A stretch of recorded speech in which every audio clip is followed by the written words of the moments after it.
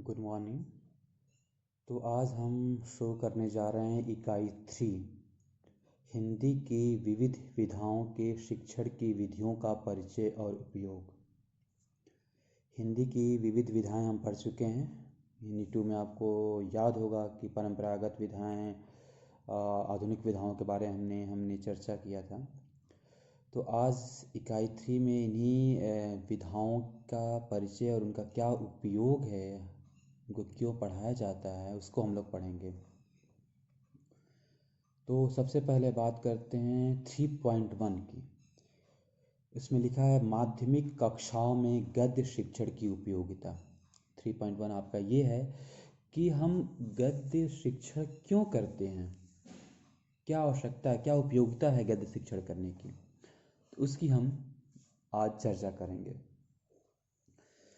तो जैसा कि हम लोगों ने जब हिंदी साहित्य का इतिहास पढ़ा था तो आपने देखा होगा कि गद्य की शुरुआत बहुत बाद में हुई।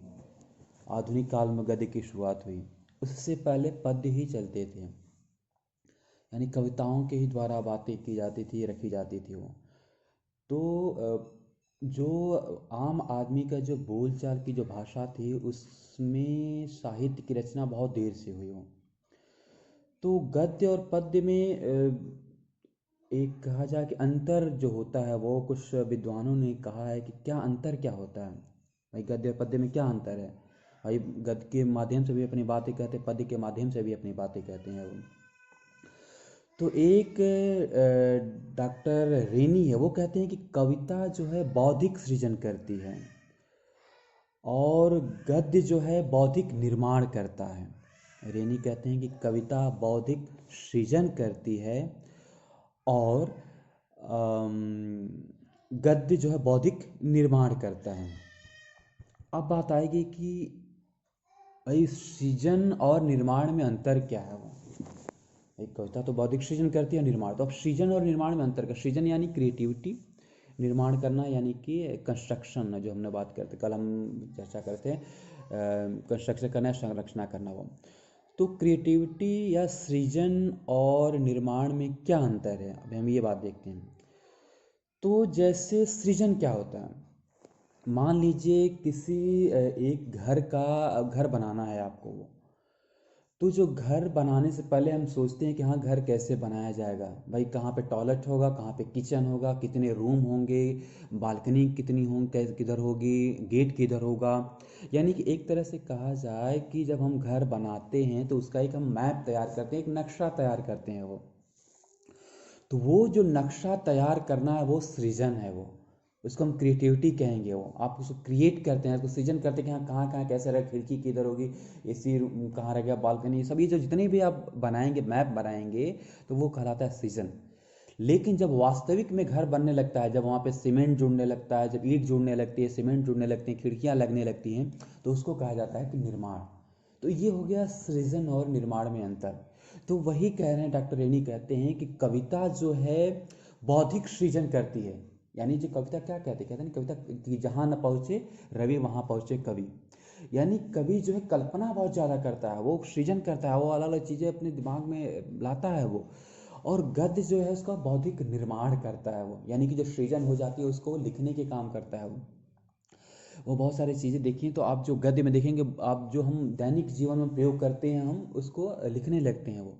इसलिए देखिए आप, हम जब आधुनिक काल की बात कर रहे थे तो आधुनिक काल की एक महत्वपूर्ण विशेषता यह थी कि इस काल में एक आम आदमी की बातों को साहित्य में सम्मिलित किया जाने लगा।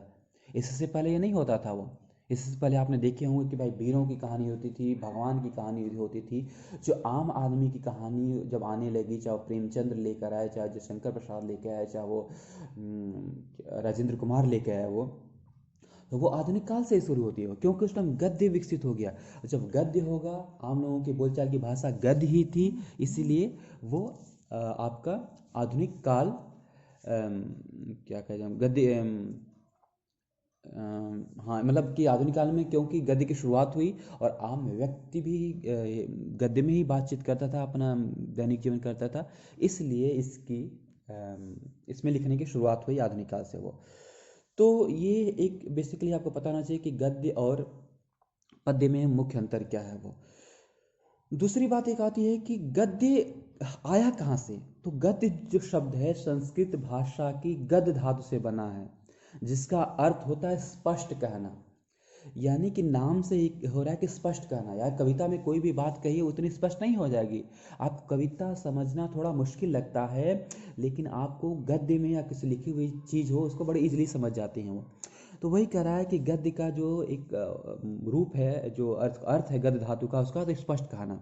कविता में घुमा फिरा कर थोड़ा अलंकारिक बना के किया जाता है, लेकिन जब हम कहानी और कोई उपन्यास पढ़ते हैं तो एक सरल भाषा में होती है वो। तो ये हो गया आपका कि गद्य कहते किसे हैं, गद्य की क्या परिभाषा है क्या।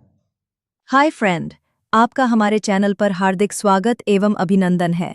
अगर आप हमारे चैनल पर पहली बार विजिट कर रहे हैं तो निवेदन है कि आप हमारे चैनल को सब्सक्राइब करके, लाइक और शेयर करके हमें मोटिवेशन प्रदान करें, ताकि हम आपके लिए ऐसे ही वीडियो लाते रहें।